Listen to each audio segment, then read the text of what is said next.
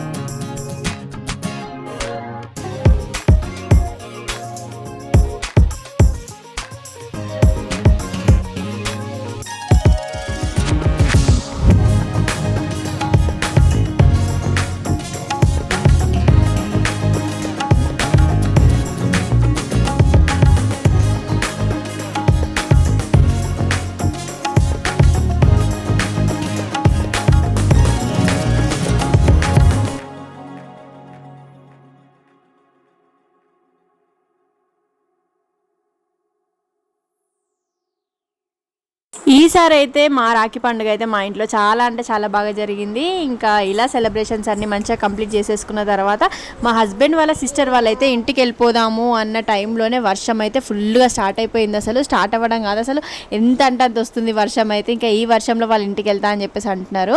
So ఇంకా ఎవరెవరైతే వెళ్తున్నారు, ఎవరెవరు ఇక్కడ ఉంటున్నారు అన్నది బ్లాగ్లో మొత్తం చూపిస్తాను చూడండి. ఇంకా అందరు ఎక్స్ప్లెయిన్ చేస్తారనమాట, వీళ్ళు ఉంటున్నారు వీళ్ళు వెళ్తున్నారు అని చెప్పేసి.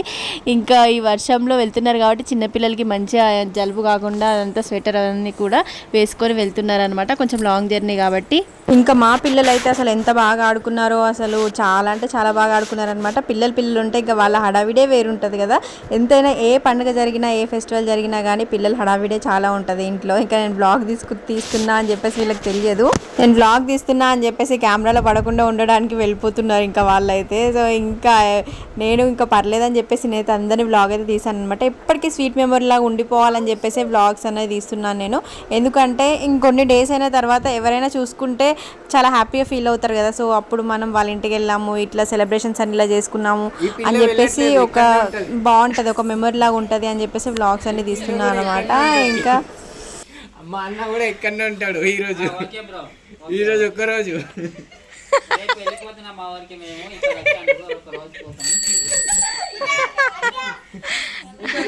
మా వదిన ఎక్కడనే ఉంటుంది. ఈ బాబు మాత్రం, ఈ బాబు మా అక్కలు, ఈ బాబు కూడా పోతాడు. థ్యాంక్స్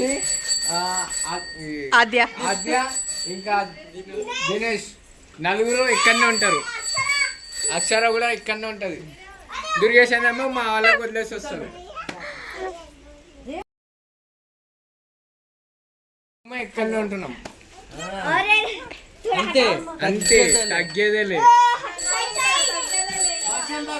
గట్టిగా తినేసి బొక్కలు గిక్కలు ఏం తినేసి తినకుండా శ్రావణమాసం అని అందుకే మేము తినట్లేదు. పోయే టైంలో వర్షం పడుతుంది, ఫుల్ గా వర్షం పడుతుంది.